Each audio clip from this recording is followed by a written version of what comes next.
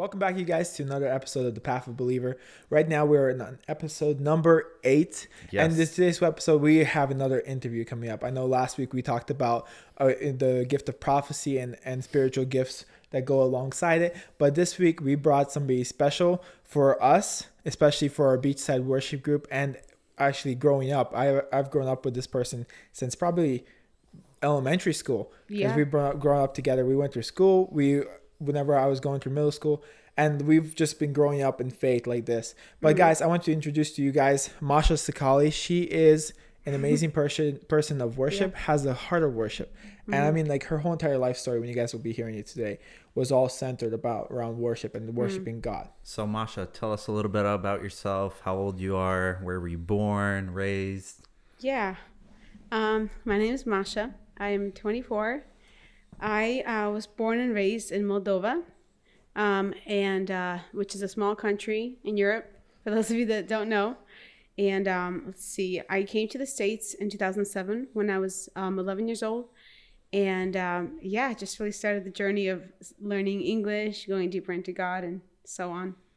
Wow. How was like that transition over to the States? Was it an easy transition or kind of rough? It was really rough. Rough. Yeah, it was really rough for me, actually. I was already bullied as it is in Moldova, and the bullying actually got a lot worse when I came to the States, because people are saying, she can't speak English, she can't do this. Fresh she off the dressed, boat type of stuff. she dresses different. But it was cool because that actually pushed me to learn the language. I had like this deep passion to learn language, and I dived into books a lot. I read a lot of books growing up.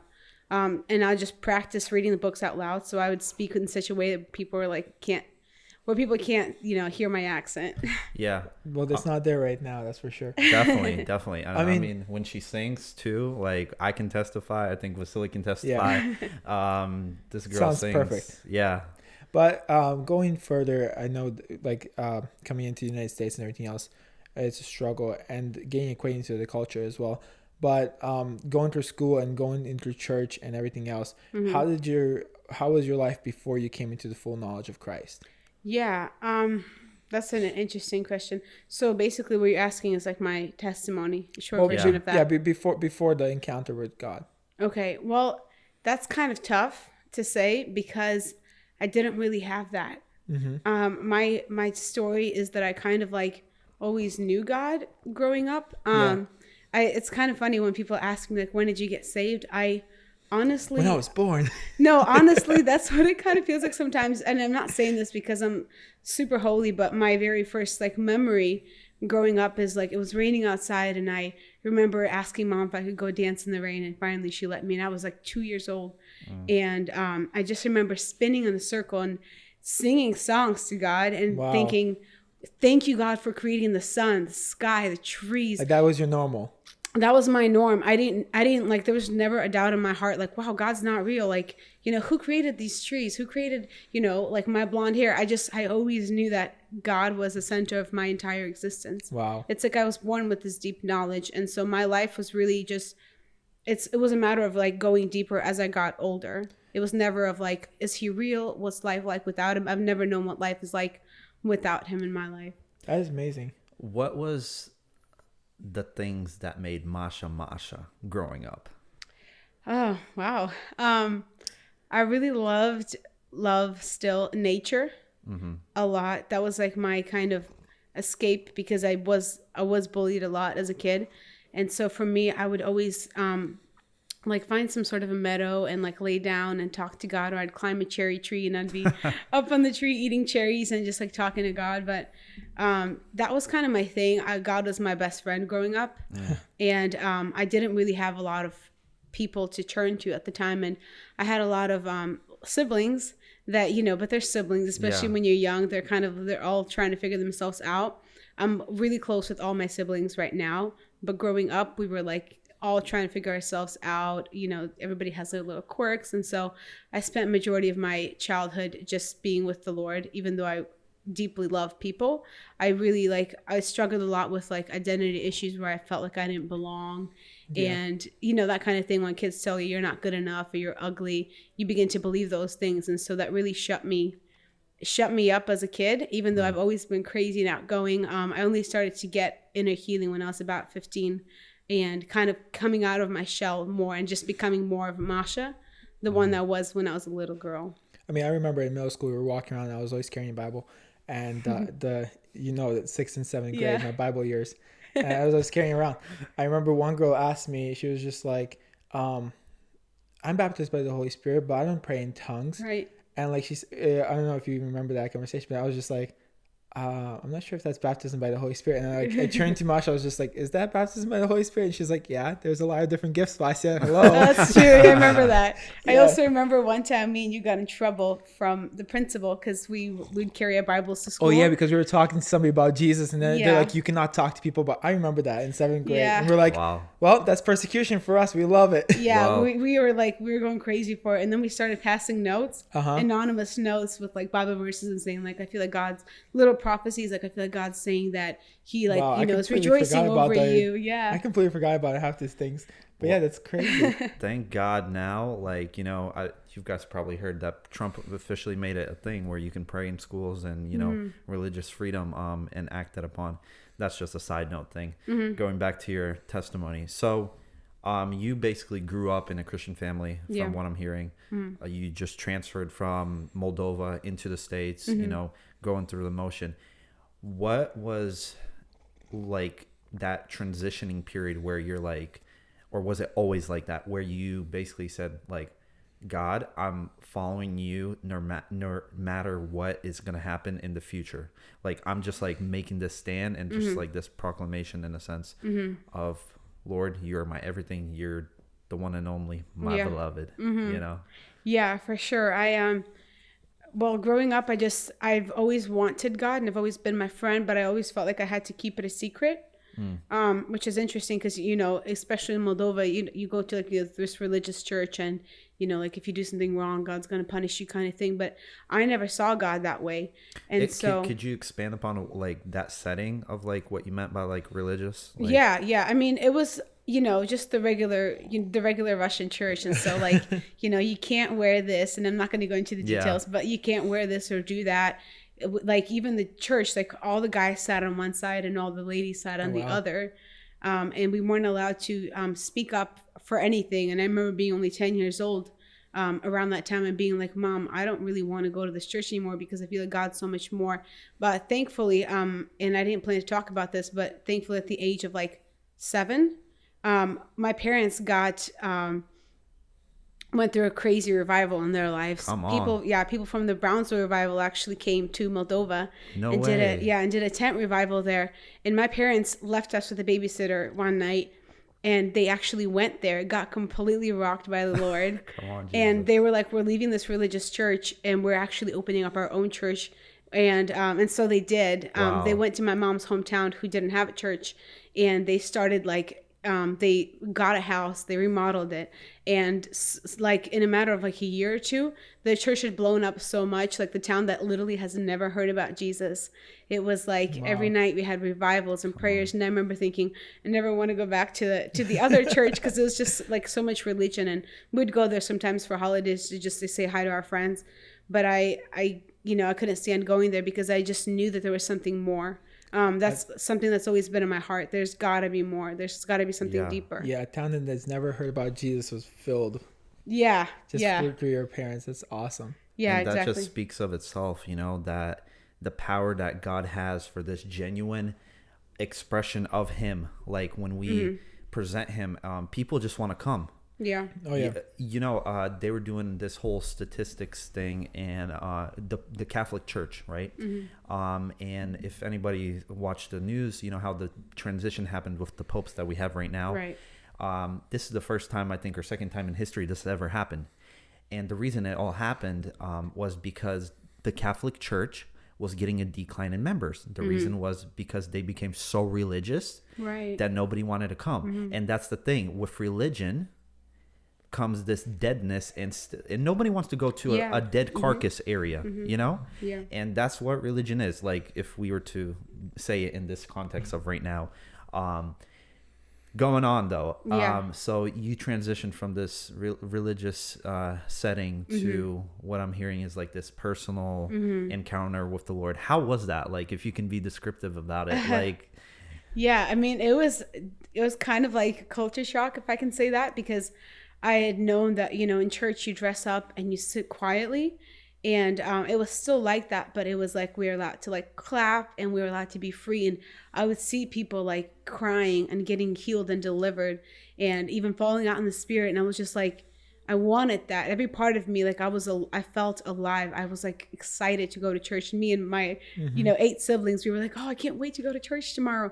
But transitioning from that, and like when we came into the States, for a couple of years, I was like, as I was learning the language and so on, I started to like pray in English and so on. At about 14, so about 3 years after we came to the States, I don't know if you guys know about this, but the Lakeland revival started in the Lakeland area. Yeah. And do you know who was I don't remember the I think people. it was Todd Bentley and those people, but I was 14 and I had this deep hunger for more. And our parents at first they didn't want to take us, but they would come home every time and they were so changed. And I was like, I know I'm only 14, but can I please go with you guys? And a lot of my siblings went as well. Me and everyone older than me, which is 5 other siblings. And we would go, and I just remember one of the deepest encounters I had there was like they were singing the song I hear the oh my gosh, I hear the winds of his glory. The winds of his spirit. Yeah, the winds of his spirit. That one, yeah. Yeah, I know that and song. I remember just feeling like I was in heaven. The winds like, of his love, the waves of his spirit. Yeah. Something like that. Something like that. I remember just running up front, and at that, Wow. you're 14 and you're thinking like, what are my parents going to think? What Oh, are my yeah. siblings going to think? But I remember running up to the very front and just being like, God, I want whatever it is that everybody here at the front has. And I felt like just waves of love, like almost like liquid love, like pour over me. And I fell out, and I didn't, thankfully somebody was behind me, but it felt so naturally. It felt like I couldn't even stand on my feet any longer. And I was so overcome with joy. Yeah. And I fell to the ground, and I remember like the Lord started speaking identity to me for the first time, and he was like, you're beautiful, and Wow. you shouldn't be listening to the things that the kids at school are telling you, and you're going to be doing great things for me, and you're going to be a singer, and you're going to be a musician, and all of these kinds of things. But that was the first time. It started with a deep encounter of his love, and then everything else got kind of taken care of. So your whole identity got built in that moment, or started to solidify in that moment. Yeah. The foundation of your identity was started to solidify that my identity is in God, not in myself, Yeah. not in the way I look, but the way God looks for me, and like all that stuff. It starts appearing. Because I mean, especially for younger girls that are going through things, especially in school, every little word matters for them. Yeah. I mean, like as a young boy, it started mattering, but then like it just kicked it off to a curb because I had plans for myself. Yeah. But for younger girls, I know like my wife and everything else that she was going through, Yeah. every little detail matters for them. How they look, how they dress, how people talk about them. So I mean, having that identity built from Christ that you're beautiful, that must have changed the way you look, the way you like see yourself, the way you were able to go out to people. How'd that change happen? Yeah, it definitely changed because I started to realize that even the quote unquote popular kids in school, they were popular not because they were necessarily these amazing people, but because they were confident. And I realized that the enemy, my entire childhood, had tried to strip my confidence from me so that I would not be who the Lord wanted me to be. And so my confidence was actually being shut down because the Lord's called me to great things, not only in leadership and in worship leading, but also in the area of counseling. And that's kind of what I'm doing now and going to school for is counseling and helping, hopefully one day be helping other people with like identity issues or inner healing, or people that have been abused or sexually assaulted or things like that, where I can really help people come out of the lies that the enemy had made them believe. Yeah. And bring them into the identity of God, who he made them to be. But I think that was the time where I was like, okay, I see why my childhood was like this, so that I could bring other people into what it's like to be free. So that transitions to one of the questions that we like to talk about here in the podcast is what kind of gifts and the little, surprise little boxes that you find from God in your life that start building you up. So what like through your life to where you are right now, what has helped you get to this part through your life, especially like your gifts and talents that God has been preparing for your life? Yeah. Well, I remember being during that Lakeland revival time. It wasn't just our family. It was all the churches around. They were going to this revival. And we used to do house church where we would just, all gather a random house, kind of like we do at Beachside. And everyone goes to a different church, but it wasn't about churches. It was just about Jesus. And we would be sitting there together and praying. And I remember being, like I said, like 14 at the time. And this random girl I've never met came up to me. She said, she gave me a word about me being on a stage and playing piano, and the Lord like literally standing behind me and holding my shoulders, and angels literally flying out and like bringing touching people, bringing healing, restoring identity. And I remember being at the time, the first words that came out of my mouth, I was like, I don't even play piano, I don't even want to necessarily be a singer or a worship. I don't care for it. And she was like, well, this is what I feel strongly that the Lord, like that he's speaking this. And then shortly after that, I began to get this strong sense to play keys. I'd wake up in the middle of the night and we had a tiny little keyboard at our in our garage, and I would turn it on and I would just practice scales. I never took lessons. I just had this deep passion that started out of nowhere. And I'm thinking, even if I never play in front of a church, in front of anyone, I just wanted some way to minister to the Lord at that time.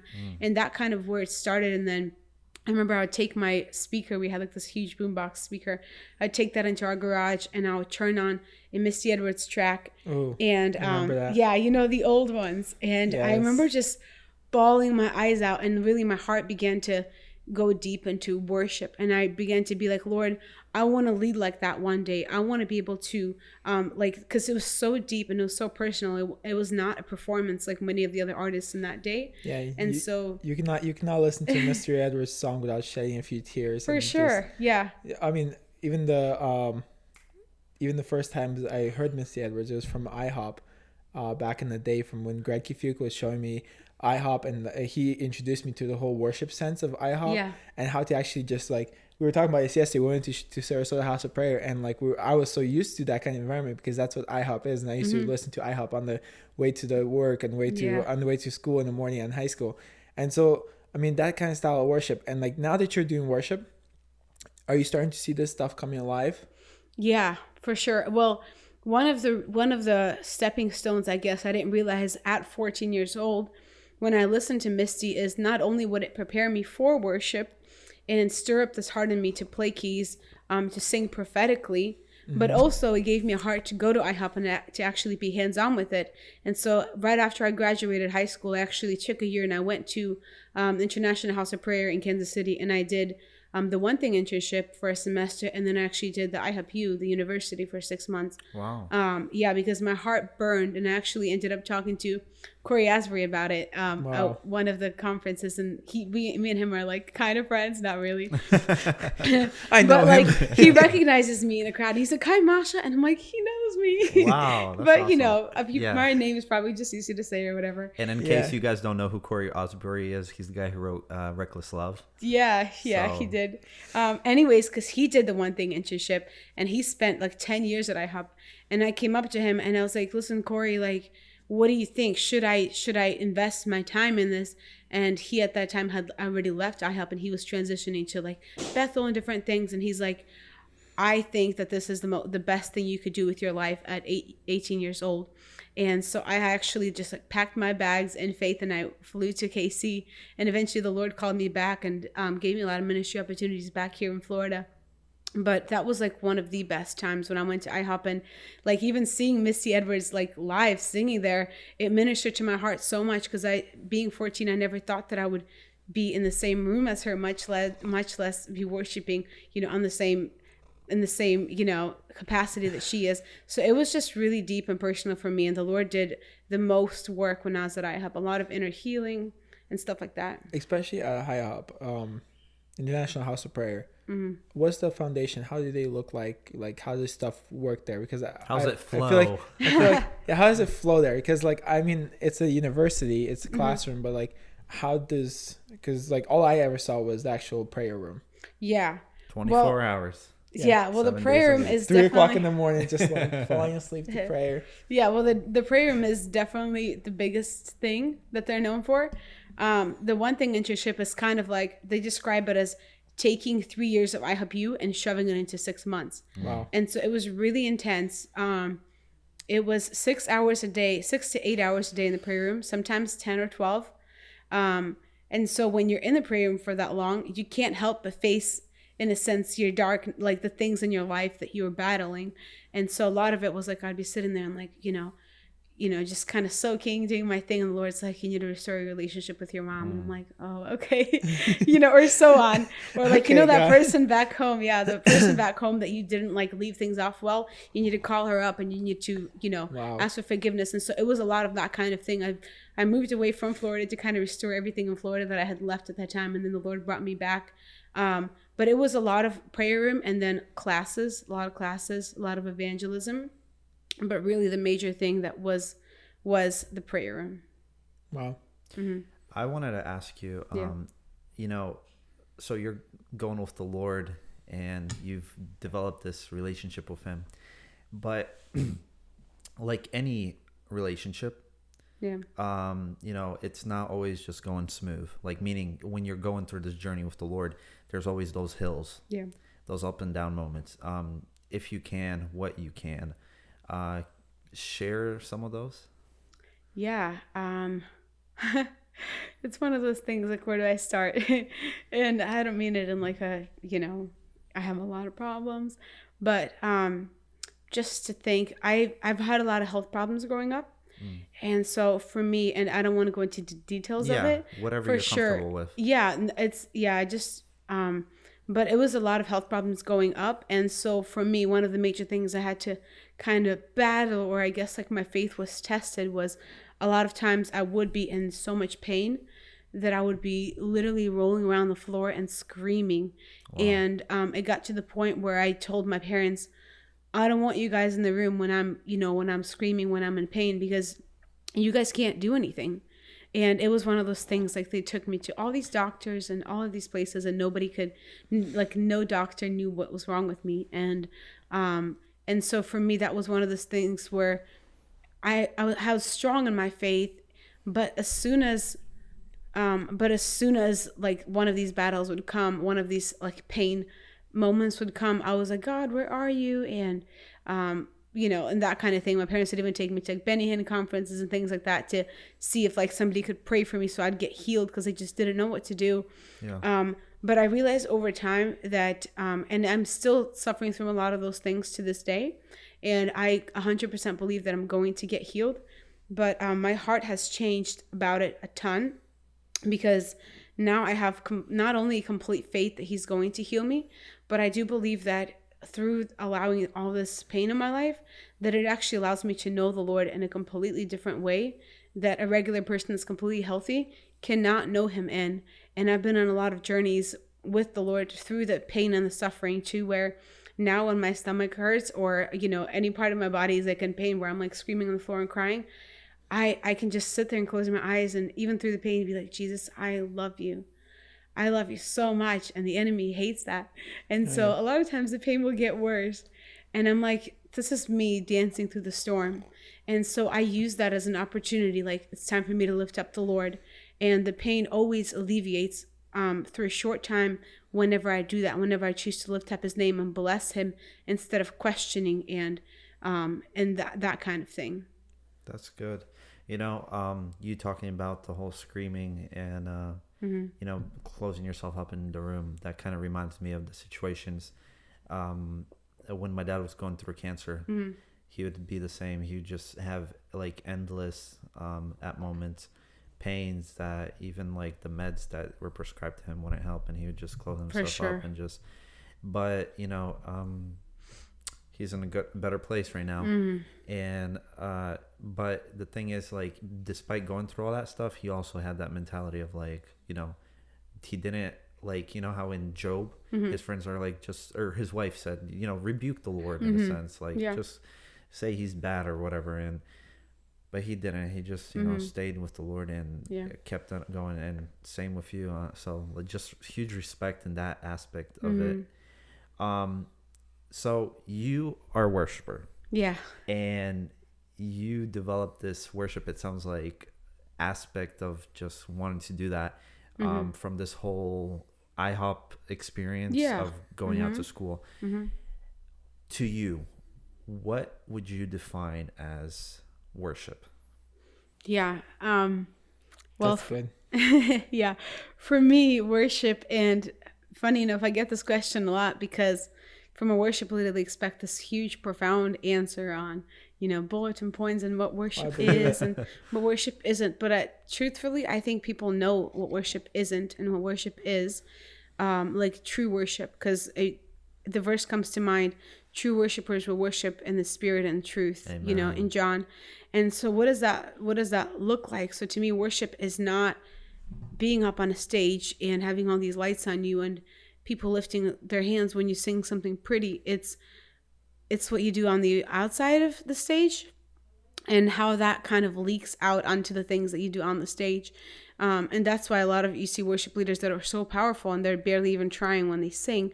They have such a deep walk with the Lord at home in their closets, and they really work that muscle of like, I just want to be a worshiper for you all the days of my life, kind of Song of Solomon, like through the good and the bad, like you're my beloved, and kind of like nurturing the worship heart and the worship spirit to where it's not hard and you don't have to worry when you're on a stage.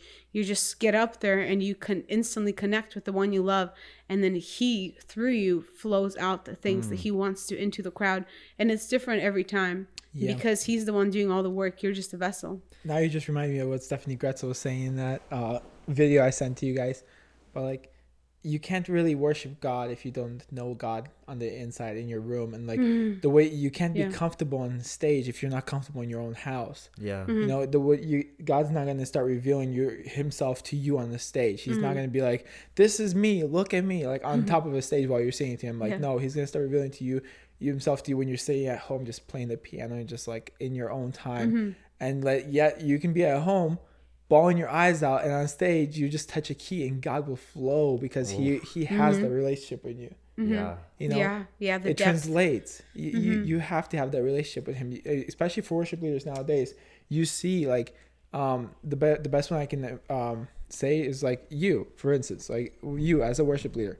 I've seen you worship, and the way I can say that is that when you grab a guitar and you start singing, every string is almost like you can see the music notes flying out, and God's just loving to see that going past him, you know, going at him. Wow. Like that. You know, it just hit me right now when you guys were talking about this. You know how we talk about soaking in the Lord's presence? And I had friends one time like say, like, where is that in the Bible? Well, if you look at the Bible, like the soaking, we just use that as a, I guess, modern term now, right? To just describe you being in stillness before the Lord. Yeah. And if you read about stillness, you'll find many of verses about it. But anyways, for people who might not know, going into this, so soaking, think about it. You say you're soaking in it. So when you're soaking, you're getting wet, right? Right. And when you're going out, you're pouring out onto people. Exactly. So you can only squeeze out from what you got soaking. What you got, yeah. People, like, it's a spiritual sense. Whenever we go out and whenever we get on stage, I'm as if I'm a worshiper. Like okay, from a certain worshiper perspective, is a heart posture. Yeah, like it's a posture of your heart. You do not, if your heart is not centered on God when you're on the stage, whenever you're like in a group setting and you're worshiping God, whenever your heart's not centered to God, it just becomes another pattern. It just becomes like, and you feel like, if I do this, God's gonna come. And right. Like, I feel like this day and age, we have seen multiple times that doing like checking off the check boxes does not make God appear. God is not a formula. He comes for hearts. He comes whenever it's your heart to his heart. Deep calls out to deep. And that's what it builds up. And going off of what you said before, I had this question that popped out in my head months ago. But what is it? You know, the song, we give you the highest praise. You deserve it all. You deserve it all. In your sense, like, what do you see that highest praise being? Yeah. To be honest, the thing that comes to mind is Eric Gilmore, he says this quote. I know. Obviously, I We love love that Eric man. Gilmore, yeah, because he's all about, sitting at Jesus' feet and Yeah. worship. But he says the highest calling, the highest place is at his feet. Yes. It's being at his feet. And so for me, when I'm picking songs, let's say for a set, I think, Lord, which songs on this list will bring you the most glory today? And so usually it's songs like, Jesus, we love you. I don't care about singing what I've gone through. I want to sing songs that are just him, that are just gonna, and a lot of times when I sing, I will stand sideways so it doesn't feel like I'm performing, but I'll look right at him almost. Like I can literally almost see him like on his throne, like smiling at me. And I'll say, Jesus, we love you. And I call others to do the same. That's the highest calling in our lives, is to look at Jesus. Eric Gilmore says, look at Jesus and get other people to do the same. Yes. You're And trying that's to what worship is. show in a physical posture so people can represent it in the spiritual posture. So if you look at the Old Testament and the Levites, David through David's kingdom, whenever David was king, David's known for a heart of worship. He knows for knowing what the heart of God is for him and everything else. But like through David's kingdom, you see that how he instilled a 24/7 Levite service in the temple, where there was not in the temple, in the tabernacle, because he didn't have a temple at that point. But there was a 24/7 worship wherever these Levites would just sit there and they would just be like constantly ministering to the Lord. But their whole job was not just to minister to the Lord, but their whole job was to build an atmosphere and a surrounding for the people, that when they walk into the tabernacle, when they walk into that place, they'll be able to look at these Levites, and their attention would be pointed not to them but to God that's above. And so like their whole entire job description was point your attention to God. Point the people's attention to God. And that was through ministering and worshiping God.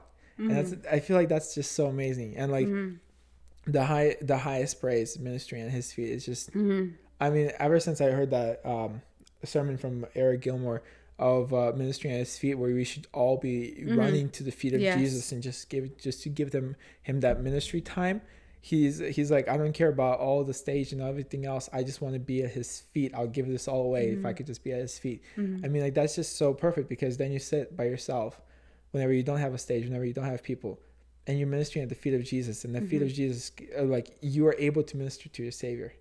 You know, sitting here right now, I was just praying to the Lord, and I feel like this is a question that is going to be deep, but it's going to produce a lot of healing for people.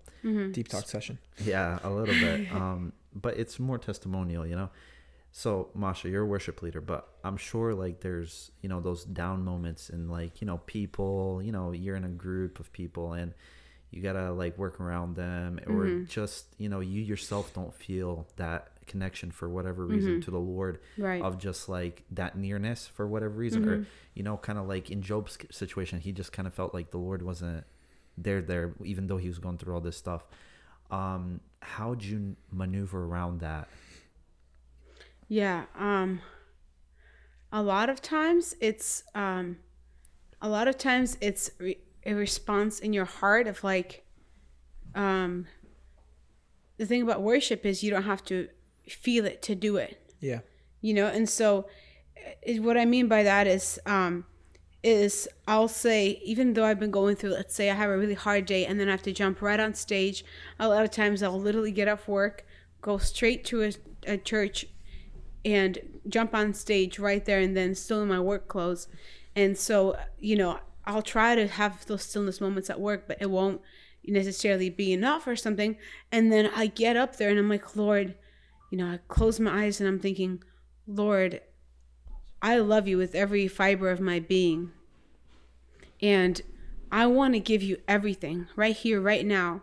And it's not about what happened to me yesterday, and it's not about what happened to me 5 minutes ago. I want to give you my all right here, right now. My weakest praise or my strongest praise. It's like that sponge analogy we were talking about. There are times where, to me, it's a sponge analogy, the soaking, where you know, he's like this endless bathtub, right? And we're only as big as we want to receive, you know? And so if you're only in his presence for 5 minutes, you can only receive that much. But then if you choose to yield at his feet for longer, you can stay there longer and you expand, and, you know, then you're able to pour out more. kind of thing. But I also believe that it's giving your best, Yeah. giving your best in the moment. Like Stephanie would say this, I give you my highest praise. I give you my very best right now in this moment. All that I have, I lay it at your feet. And it doesn't have to be perfect, because people think that in order to be a worship leader, you have to be on top of it 24/7. But most of the time, we're not on top of it, and it's just, we have like this charge to let people know it's okay not to have it all together, but let's just come to the Lord anyways. Yeah. And as we look at him, as we behold his beauty, he'll make all the wrong things right. But our job is to love him anyways, because he's just that good. So that's good. That's very good. The question that comes up to mind, and it's not a question, it's more like we've been doing this a lot lately on our interviews, and especially like putting a sense to like, if we're giving you a mic and we want you to speak to a crowd that wants to worship, a crowd that wants to get into that heart sense of knowing God and how to do it and like everything else, can you give a motivational 5-minute speech? If not more or less, it doesn't matter how long, but just like how to center yourself and put yourself into the heart of worship. It's kind of hard to be in the heart of worship whenever your mind and your just everything else is not there. Like you were just saying that you don't have to feel it to worship. Mm-hmm. Some people think that they need to have everything together. They need to have everything perfect. Mm-hmm. So I'll let you speak on this for a little bit more, because you started it up perfectly fine. I want to continue it on a little bit more. For sure. Yeah. I mean, I have to do this a couple times a week because of the different places I minister. Sometimes I show up and people are completely 100% open and ready to receive. And they're like standing at the front and waiting for me to lead them into worship. And sometimes people are closed off. And so for either scenario, it usually looks like a prayer. And it's not like me standing in front of a mic and like usually looking at the crowd. It's me most of the time looking at Jesus, like I've said before. And I'll say something similar to this. I'll say, guys, we're in the presence of the Lord, and I believe that he's here and he's looking at us and he wants to draw himself near to us, and he's asking if we're willing to come. Yeah. He only has one thing on his heart, and he wants to hold you close. He wants to be close to you no matter what you've been through this week, this month, this year. He wants to be close to you right here, right now, tonight, not tomorrow, right here, right now. And then I'll say, let's just close your eyes and look at him. Look at the beauty of Jesus. The one that was nailed to the cross and died for your sins. The one that rose again so you could be with him forever in heaven. The one that doesn't ask you to be perfect to come to him, but he just asks you to come. And as we come to him, he takes care of all the rest. Wow. Something along those lines. I mean, that really would prepare somebody for worship. That's like, boom, you're in. Dive in. Let's go. Yeah. Yeah. Going on further, I mean, reading the word. I know worship is a big thing, but reading the word and spending the quality time alone with God in prayer and reading his word, how important is that in your life? Mm-hmm. Reading the word and spending time in prayer? Yes. It's very important.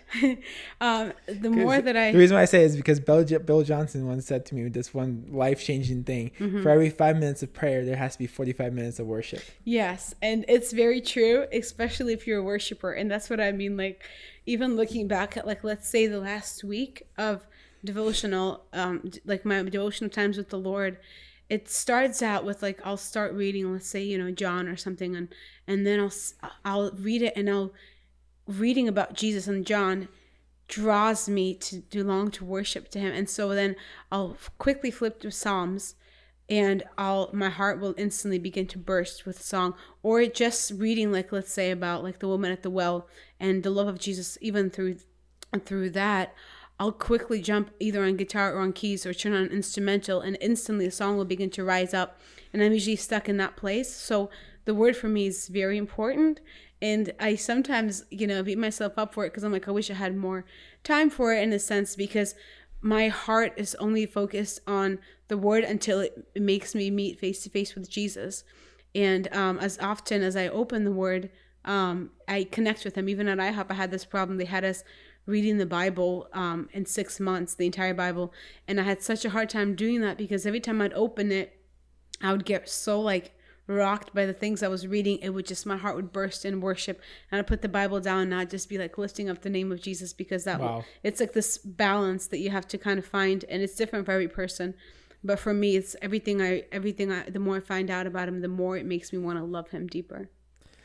What is the thing that gave you the biggest, I guess you could say, help in just growing as a Christian? Like, is it just spending time in the secret place, or is it just, you know, I don't know, praying in tongues, or just reading the word? Just like, what for you personally has, because I know for me, like, one of the biggest breakthroughs has been in the past 2.5 years now, it's going to be, was this one moment when I went to KD. Matthew McCloskey said, like, you need to get into this heart of worship. Yeah. And that has totally got me from this, like, logo stage to Rema. Yeah. And it just blew my just like cap off, you could say. Right. I'm just like, boom. And I could, like, we were talking yesterday, you know, me and Vasa, he's like, Daniel, you like to, like, listen to these, like, quiet preachers that are very quiet. And even, like, when I preach sometimes, like, people always are like, Daniel, you need to get louder and stuff. Because I love to just say, I'm used to listening to just like, we need Jesus, you know, things like that. And like, that's what really, like, pushes me forward. And like, I love hearing the fact that the gospel being spread. But going off what you just said, for you, it was getting to the heart of worship. For me, it was living a lifestyle of Bethany, where, like, God, if you're not here right now, I cannot live another day. God, I cannot move forward without you being here. That was the thing that just transformed my whole entire prayer life, my worship life, everything. Was that putting God, like, in a stand of, like, he's my life support. If he's not here, I'm dying. Like, that's it. The end for me. Right. And, like, that's what really pushed me into, like, the growth and, like, the roller coaster that I went through. So what was that like for you? What was... For me, it was, as being a pastor's kid, I see so many different kinds of people around and so many different kinds of testimonies. You know, I'd see people coming out of darkness into light all the time. And someone that kind of grew up, like, I never really knew the darkness. I wanted to know, like, Lord, how much deeper can I go in you, basically? How much farther can I dive into you? And so for me, one of the major things, even now, I do a lot of just different ministry things, where, you know, I'm at this church one day and that church another day. I try as much as I can to get stirred up by, because I'm up there serving half the time, I want to connect with the preaching as well. And for me, what encourages me is seeing a crowd that's responsive, not to me, but to the Lord.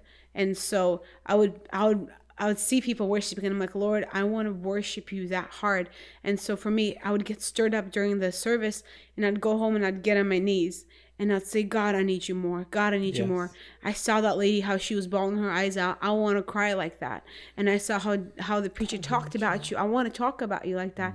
And so for me, one of the big things was seeing people around me that had loved Jesus, and that always dives me deeper. So anytime I have a low point, I always say, hey, can I come with you to this church? Can we have a prayer meeting? Can we have a worship night? I need people around me, and a community to me is really important, which is why I love Beachside, because you need people around you that are going to, like, be there with you and run the race alongside of you. And so although I am a worship leader, for me, it's important to be with people. And I get fired up a lot with people, and that kind of pushes me to get alone with Jesus and get into the secret place and kind of go deeper in him. It's kind of like, you don't want to, that's like righteous jealousy, that perfect righteous jealousy of, like, God, I see you doing this, I wanted to, you know, like, my thing when I saw the Bible, when I read the Bible, I saw that these signs will follow those who believe. They will heal the sick, cleanse the lepers, raise the dead, cast out demons. Like, I was like, God, you said this promise. Like, I am 100% putting your faith into you, whatever you're doing. I'm going to push forward for this because you said it right here. I'm going into it wholeheartedly. Man, we're using a lot of big words today.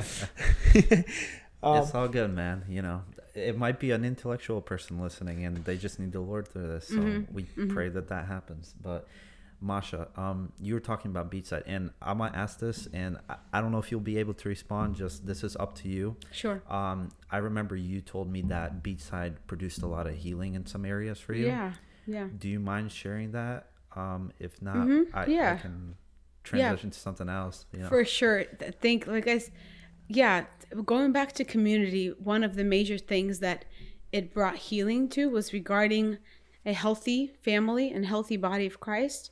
And Beachside's we're not always perfect, and we're all people, and sometimes different things come up, different situations, where we have to sit down and talk about it and kind of like, with the Lord, work through things. But I feel so much, and I shared this with you even a couple days ago, I feel so much love here, like such a deep personal, but like such a pure love for one another, where it's like they won't let you, like we don't let each other fall, and we don't let each other go without healing, without prayer, and without breakthrough. And so that's really been a big thing for me. I've seen, as a pastor's kid, I've seen a lot of really amazing, healthy church families. And I've seen a lot of church families where it's just unhealthy. Yeah. And there's either an abuse in authority, or that kind of thing. A lot of real unhealthy, like even, like I said, churches where authority only has a say, and then the crowd has to bow down to everything the pastor says, and nothing's being questioned, and the Bible is only allowed to be interpreted through the pastor's eyes, and that kind of thing. And obviously that, it gets blurred sometimes. Yeah. But just seeing a really healthy balance here, where it's not like, okay, you're going to do this song and then we're going to pray for 5 minutes and then we're going to do this for 5 minutes, but it's just a flowing of the Spirit. And I think more than anything, that's how the body of Christ should be like. And Amen. so to me, that was the biggest thing for Beachside. It has brought a lot of healing to me, what the family of God should be like. As a pastor's kid, there's a lot of pastor's kids who turn out very, very bad. Yeah. Like, I mean, you can't even use the word pastor because it kind of like almost contradicts itself, when you say it. For sure. But you, and you might have had some small stuff or whatever, going on, but like you're here. Evidence shows that despite everything, you're still here. You're not doing drugs. You're not getting high. You're not clubbing in parties, you are here. You're a worshiper. You're doing all these things for the Lord. Would you say that family, like you were just talking about, was one of the things that helped you keep grounded, if I can say that, without like going into the world, like just forget Christianity. My parents are XYZ. They're one thing at church, they're another thing at a church. Right. What helped you like stay grounded? Yeah. Like going back to what you said about, my parents are like this at home, my parents at home another way. That is the major issue with pastors' kids and why they fall away and they choose to have nothing to do with God. It's because they're taught religion, and they're not being taught the love of the Father. And so a lot of times pastors' kids especially, they want their kids to look perfect and to appear perfect in everyone's eyes, and they want them to never sin and so whenever a pastor's kid does fall into sin or something like that, there's so much shame and condemnation. The child begins to feel that they're not even loved by their parents. To me, it seems like even like our culture kind of holds them at a higher esteem, and For so sure. they're like, I have to be this, Yes. king, almost prince to be, type of mentality, or Yeah, and kind of bunny trail off of that. One time I went to a church camp, and I hated being labeled as a pastor's kid, but long story short, the leadership found out that I was a pastor's kid. And me and a group of kids, I think, like sneaked out of the cabins and like ran somewhere into the field or something. And they had pulled all of us in the room, and they dismissed all the kids.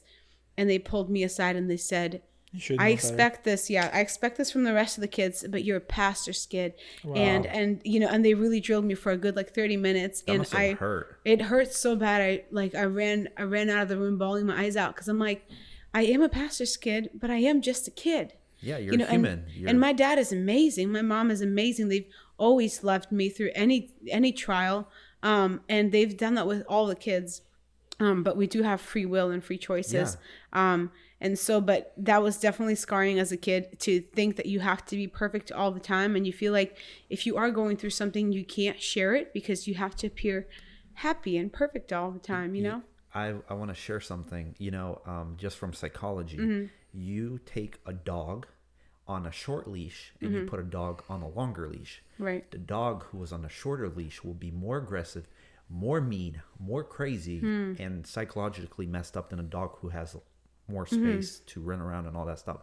Same with human beings. I've said this one time to a person who was in higher authority at a church, and he had nothing to say because that's the truth. Right. But that's how it is, you know? You can't hold these kids on this short leash and expect them to grow normally, because ultimately we weren't created to be held in this box and nope, control. Yeah. Look, we're the analogy of a shepherd and sheep. Sheep are made to roam. They're not put in this, like in America, how we put them in like little boxes of 2x4s or whatever, and they're barely even moving. No, that's not how normally it was. And I think maybe that's why these people think this way, that I need to hold my kids in this little pen of some sort. No, they go out and graze. And the pastor, which is ultimately God, you know, that's the alpha pastor. The pastor of the church, that's not the alpha pastor, because those people are not perfect either. You know, when you're being led and when you're being pastored by the Holy Spirit, your kids, despite even if they wander off, the Holy Spirit, the Bible says, teach your kids young, so when they're older, they'll keep on to that. Same with that. The Holy Spirit, it will come in. Just like for the prodigal son, he knew what he had back home. Exactly. You know, exactly. that mentality, like, I know what I got out of. And like, you know, most of the people who did come from a Christian family got out of it. You can hear that very often. I remember that when I was with my when parents. I was a kid. When I was a kid, I had this. I was going to church, all this stuff, and it was good. And that little seed of remembrance brings them back to their home and to that father's heart, because they know that in the world it's cold, it's dirty, and just very bad. So it was very interesting that, you know, you're talking about this pastor kid mentality of like what kept you.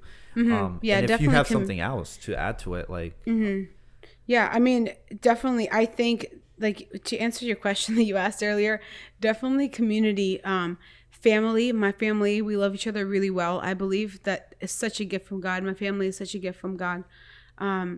And I think that definitely helped. And also being in other communities like Beachside, and then I go to the Front on Monday nights, and they are the same. They love the Lord so well, and they have accepted me and love the way that I express Jesus, and they allow me to do that in a sense, you know. And so that has definitely brought a lot of health. But even in that, out of the 9 of us, we have 2 brothers that I believe are still going to get saved.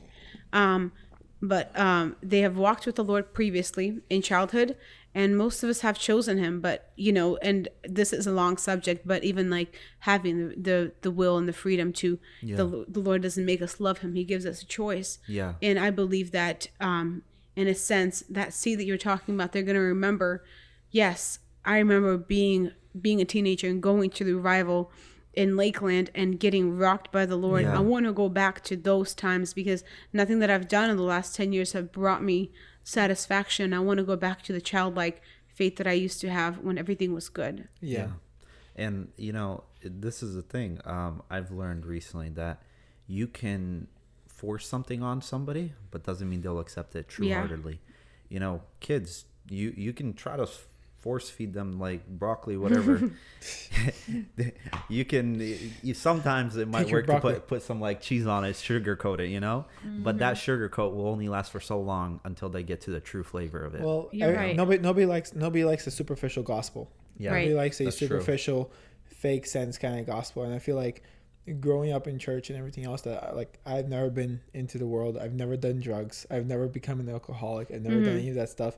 And like, I can never see myself doing that. Right. The reason being is that, like, not because I've known the Lord, but because I am afraid of that kind of lifestyle because of where it would put me with the God. Yeah. Like, I'm just afraid. Like, the fear of the Lord that overtakes me because of knowing the true gospel and, like, diving deep. I feel like if you're not deep inside the word, the enemy, it doesn't take much for the enemy to dig you up and throw you out.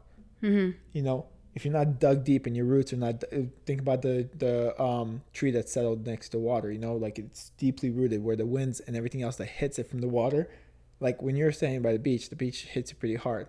I actually did a TikTok video where I was on Oregon, the west coast of Oregon in the Pacific City. Right. And I was sitting there and like the wind was hitting me so hard where it was just like pushing me back. But then there's this tree that literally has no ground underneath it.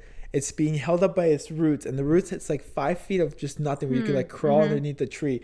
But the roots are so deep, this tree is not moving. It's been there for years. Wow. And I was like, I need to make a video about this, because all I saw was that if you're grounded deep in the word, no matter how much wind the enemy puts at you, you'll never be able to be shaken. Exactly. Amen. Exactly. And it's a lot of times it is as easy as distraction, you know, like a lot of people are like, oh, the enemy comes because he's making me like, you know, turn to a dark side, or I'm in all this deep sin. But it's a lot of times the enemy just comes in through distraction. Yep.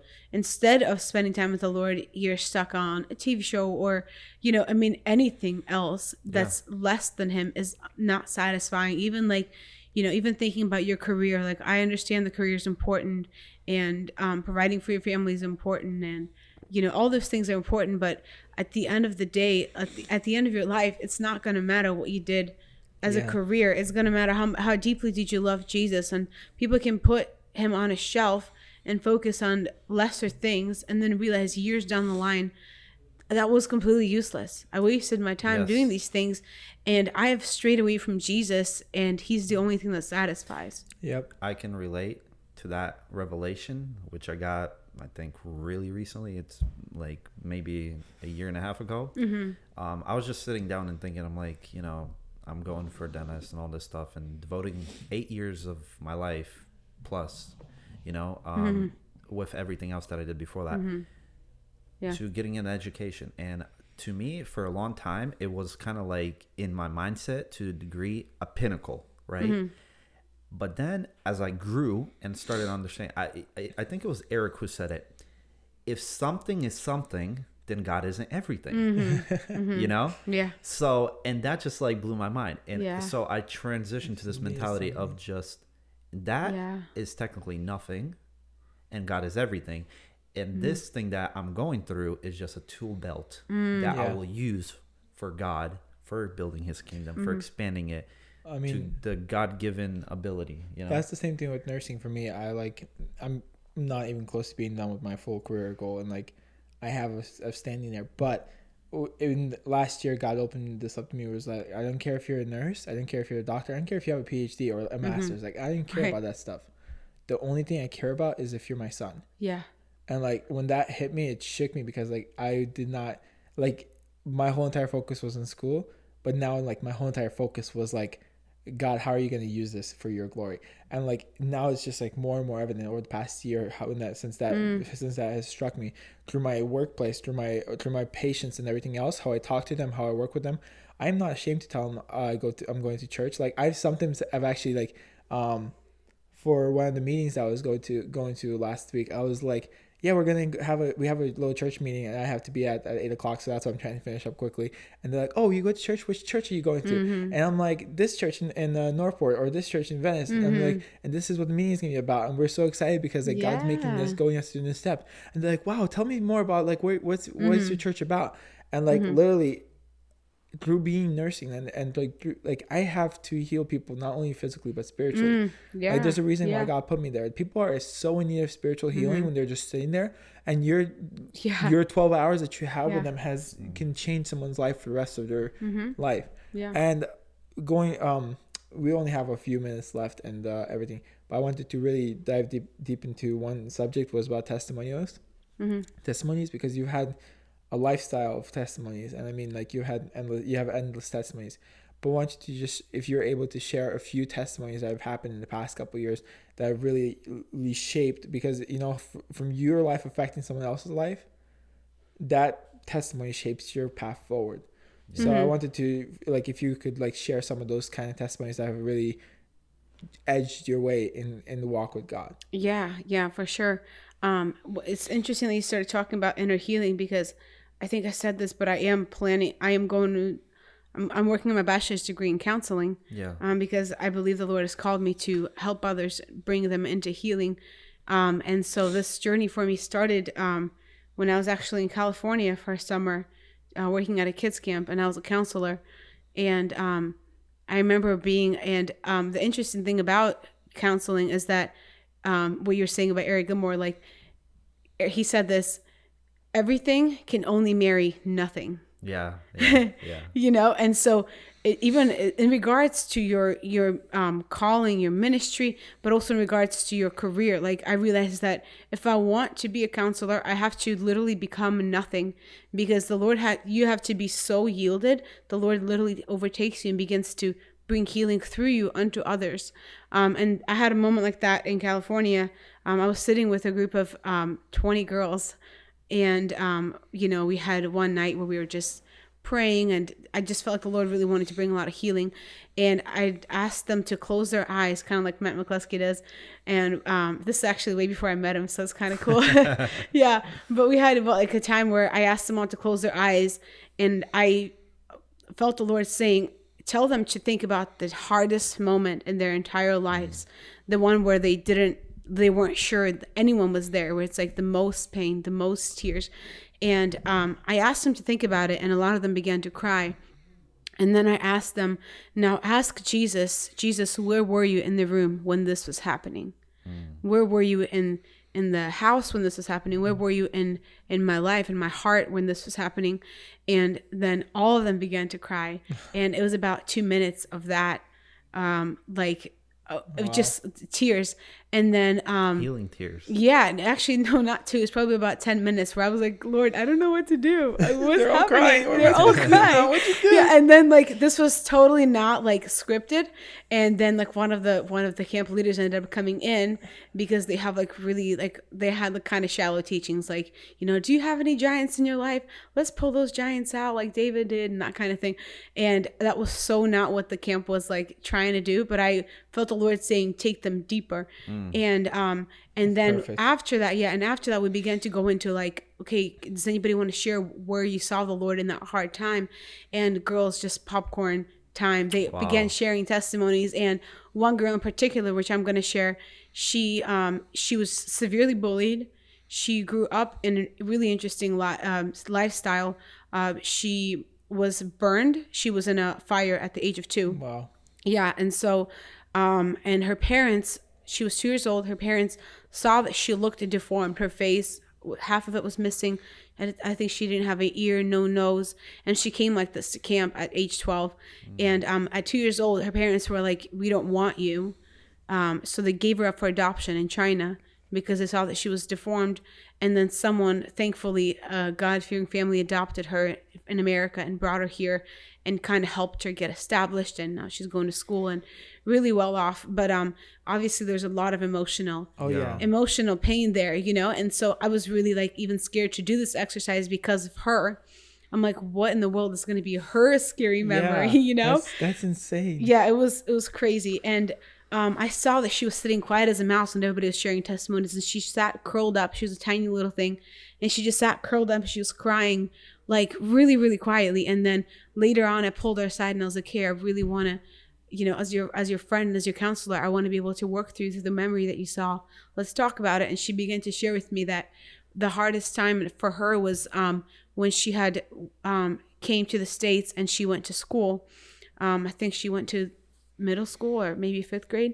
You probably resonated with that a little bit. For sure, a ton. But I mean, obviously not nearly as bad as she did, but you know, she's being shunned by everyone.